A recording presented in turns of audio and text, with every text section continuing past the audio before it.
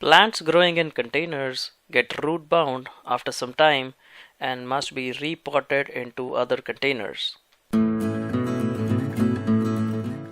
In today's video, we will see how to rejuvenate your plants by repotting them in bigger containers or other containers after some time. We will look at the different kinds of plants that can be repotted and what are the signs you should look for when repotting your plants. No matter what container size you use for your plants, they will get root bound. This is an example of some kohlrabi plants that had been growing in this container, and you can see how much root bound these plants have gotten. So when they get root bound, there is absolutely no space to grow. This is the time to repot. So geraniums are one type of plants that definitely need repotting every 1 to 2 years. Roses fall in the same category. So the reason they need repotting is because they develop dense root systems and must be repotted in other containers every year or every 2 years, depending on how well they grow. Now, before you repot your plants, you need to remember two things. One is you need to make sure you prune the plants really well.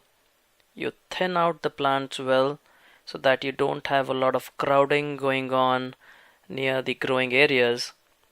And the third thing you need to do is to split plants in case they've gotten very big. Like in this case, this geranium plant has gotten really big, and you can see how you can separate it out into these various plants. So before you even think of repotting it and setting it in a new container, you need to make sure you do these steps. Now the choice of the container that you use can either be the same container, which I do for most of the time, because you would need to prune the roots as well, or you can step up to a bigger container. It all depends on the size of plants that you are using or repotting. When pruning, make sure you prune all the stems that grow inwards towards the plant, remove any dead or old branches, and make sure only the healthiest stems remain. When you repot a plant, it will come back bigger and better and will cause lush growth to occur on the plants. So make sure you keep the healthiest part of the plant and leave the rest. So once your potting mix is ready, I usually like to wet it a little bit before I set it out into the container, and then kind of measure your plant and see how much potting mix you need to add before setting your plant in. You need to make sure that your plant is still at the same surface level it was when you started repotting your plant. So once you determine that level, you can just add your remaining potting mix all around the plant. And in the potting mix, I usually add some slow release fertilizer. For flowers, you can use a slow release fertilizer, especially designed for growing flowering plants.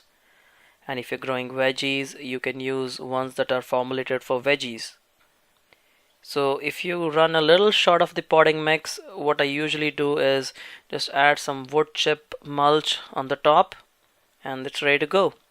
And the results you will see are fantastic. In just a few weeks, you will see lush growth on the plants and a remarkable improvement over what you had growing in your container. When you set out the plants for repotting, make sure that the roots do not dry out. In this case, I'm using a container filled with water. You can add a couple of drops of seaweed or any other liquid fertilizer to make sure the plant absorbs the nutrients.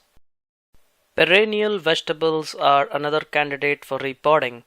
You can see this eggplant growing. This is overwintered and growing since last year, and it's really time for it to be repotted.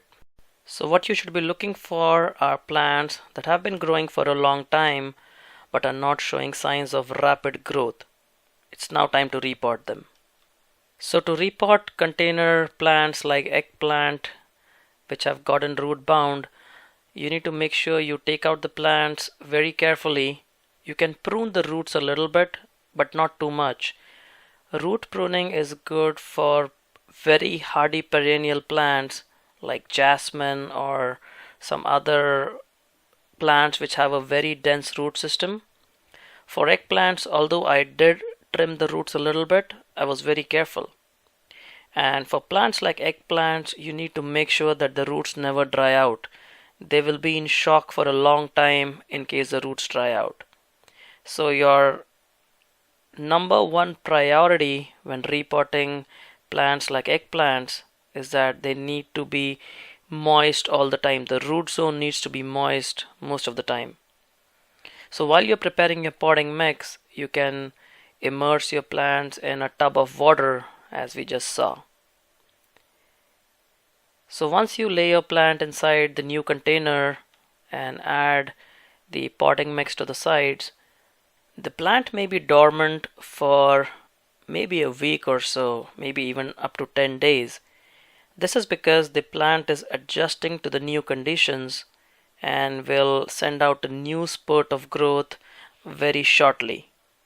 So just make sure you take care of your plants, don't let them dry out during this time, and in a week or maybe 2 weeks you will see that the plants have sent out a new spurt of growth. They will start to produce bigger leaves, lushy growth, and also start to produce flowers. So one of the benefits of repotting eggplants like this is that you can get a head start and you have fully grown eggplants right in the beginning of spring. Hardy perennials like jasmine are another prime candidate for repotting. Just like roses, jasmine also develops a very strong and deep root system and gets root bound very quickly. Now I waited too long to repot this jasmine plant, and what I'm going to start with is pruning the branches and then removing the plant from the container. Now this jasmine has been in this container for 2 years, and you can see that it's really late for repotting this jasmine plant. I should have done it in the first year itself. So since I waited that long, this plant has got severely root bound. Because of that, what I need to do is just hack away a little bit around the base of the roots to free up the soil. If you do not free up the soil, the roots will not get rejuvenated and they will not grow as well. So I'm just using a garden tool to just loosen the roots a little bit, remove the soil around the roots, and once I'm in a position to prune the roots a little bit, I will be using some pruners to cut away the roots a little bit. So here are the roots. They are a little loose now and I'm trying to loosen it further. You can see how compact and how dense this root system has become, and this is the reason why a lot of people do not have success growing plants in containers. Container plants need to be repotted. It is not an option, you have to do it. So you can see here the roots are pretty loose now, and I'm going to continue to aerate the roots, kind of get rid of the dirt in between the roots, and also prune the roots a little bit. You can use pruners to cut away a little bit of the roots. Just make sure you're not cutting a lot. So just like that, just around the areas where the roots are pretty dense, you can go ahead and cut those roots. And that also makes it easier for you to plant your plant in the same container if you wish to. Now this is a technique that I use to clean out the roots. I just put it in my garden cart and then wash the base of the plant a little bit to get rid of the dirt. And what that lets me do is lets me preserve some water in the garden cart itself so that the roots do not dry out a lot. Now once that is done, all you need to do is set your plant back into the container. Now I'm using the same container here, but as you can see, because I pruned the roots, the plant fits easily into this container while still having about 1/3 of the space below the container. And now I'm slowly adding back the potting mix. I'm using a potting mix that I will probably discuss in one of my future videos. This is a very high porosity potting mix that I've created, and this is great for using in your containers. Although you can use any kind of potting mix, I have discussed a couple of potting mixes in my previous videos. You can use either one of them.